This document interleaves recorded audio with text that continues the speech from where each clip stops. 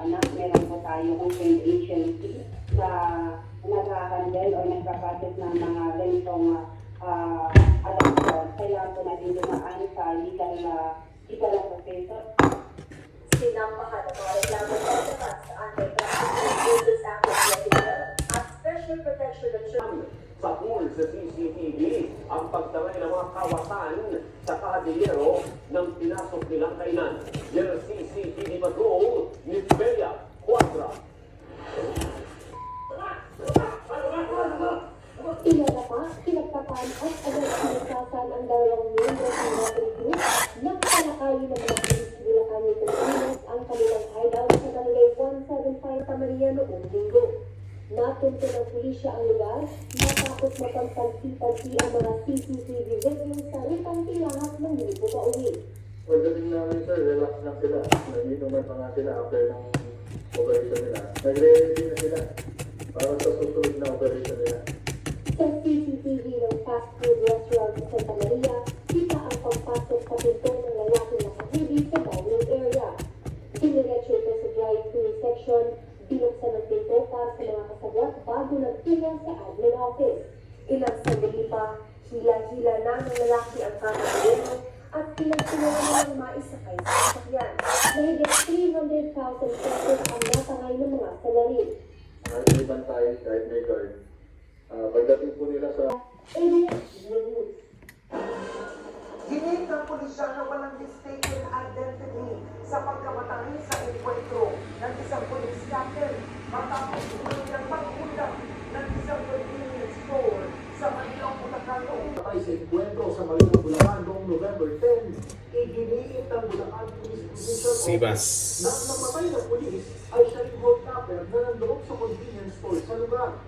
Ayon kay Bulacan PPO Provincial Director Police Colonel Angel Garciano, kasama sa habang operation ng ang crew ng convenience. Bago umalis ng kanilang bahay, lumalabas pa sa investigasyon ng Bulacan PPO na dati nang nasakot sa mga serye ng pag-hold up sa ilang bayan sa probinsya ang naturang pulis.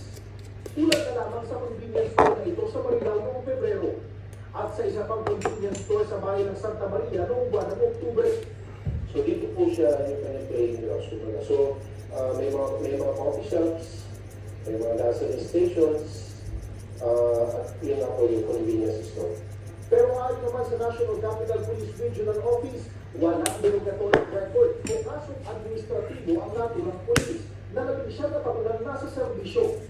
Based sa ating investigation, meron silang previous na business na nalugi noong time ng pandemic. So, yun yung possible na reason kung bakit nagkaroon siya ng pagkagipit sa pera. Food business. At may RTW business din sila. Patuloy na sinisidrak ng ABS-CBN News na kundi ng panig ng pamilya ng sospek. Jesse Cruza, ABS-CBN News.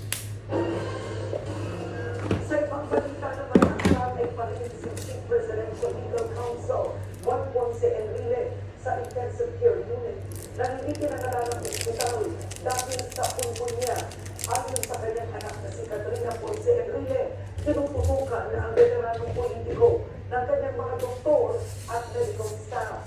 Nagpapasalamat si Katrina sa mga nagdarasal at nagpaabot ng suporta sa kanilang pamilya.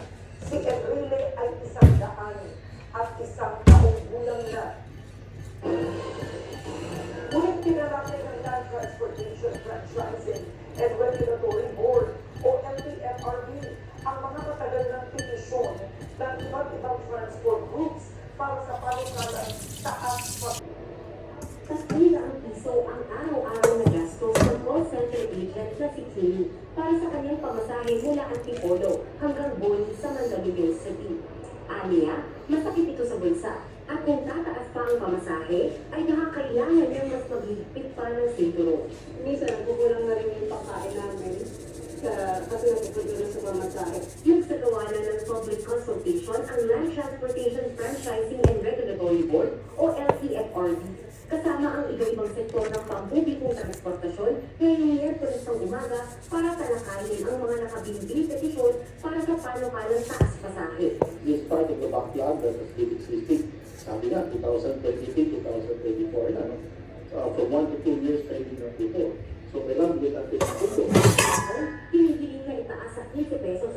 pamasahe sa traditional jeepney mula sa kasalukuyang 13 pesos para sa unang 4 na kilometro. 17 pesos naman para It's part of our, that is part of our recommendation. No? Pero alam nyo, yung benchmarking, yun ang ating problema. But definitely, you take this up to the DOTR. Ayon sa LTFRB, pagsasama-samahin nila ang lahat ng report mula sa bawat rehiyon at ipapasa ang kanilang dokumentasyon sa Department of Transportation bago magtapos ang linggo. Izzy, ABS-CBN News. Ilang araw matapos tumulo sa Aurora, maraming bahay ang winasak at mas maraming kabuhayan ang apektado. Dumating na rin sa probinsya ang DSWD para tiyakin, tuloy-tuloy ang pagdating ng tulong. At live mula sa Balera, sa Aurora, si Dennis Tapi. Dennis, lahat ba ay naratinghan na ng ayuda mula sa DSWD? Well, that's pagdating ni DSWD Secretary Rex Gatchalian dito sa Aurora ay kanyang sinabi na nabigyan na nila ng family food box o ayuda ang higit 25,000 pamilya na naapektuhan ng bagyo dahil bago pa man daw sumama ang bagyong Juan dito sa Aurora ay nakapag-reposition na sila dito ng higit 40,000 family food box. Ngayon naman ang pinaghahandaan ng DSWD ay ang pamamahagi na ng second wave ng mga ayuda.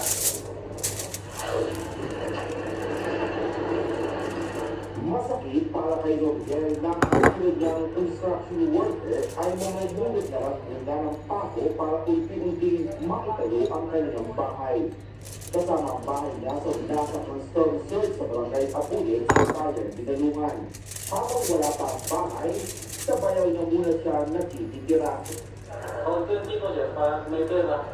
Ay, di pag wala, hindi muna. Gaya sa barangay Apulit, nilagasali ng storm surge sa mga bahay sa Sitio Cemento sa barangay Sabali sa Baler. Walang magawa si Ario kundi tanggapin na lamang na wala na ang bahay na kanilang pinaghirapang ipundar. Nakagawa lang po yung bahay namin yun, nagawa ko na alo, ano ba yung nasira din po. Kaya ang magawa, sa po, panibagong ano din po, panibagong kita po din para nagdayo yung bahay.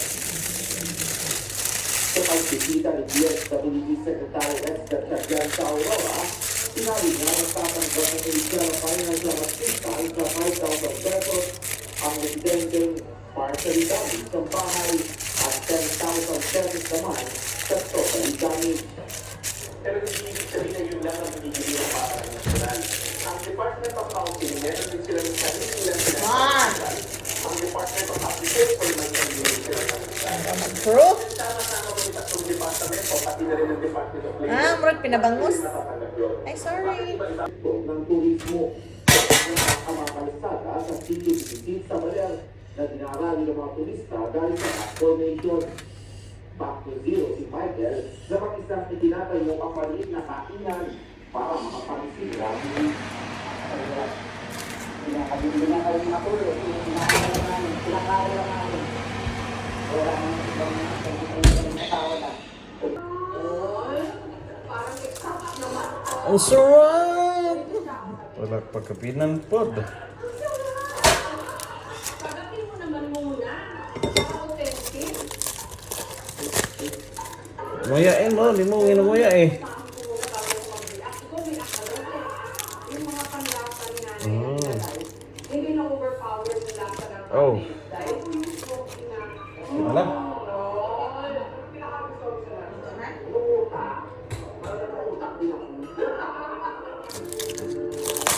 kasi Okay. kita sa chef, si Erwan Winta, si Chef JP Anglo, nakisirma na rin ako sa kanilang Pilit man.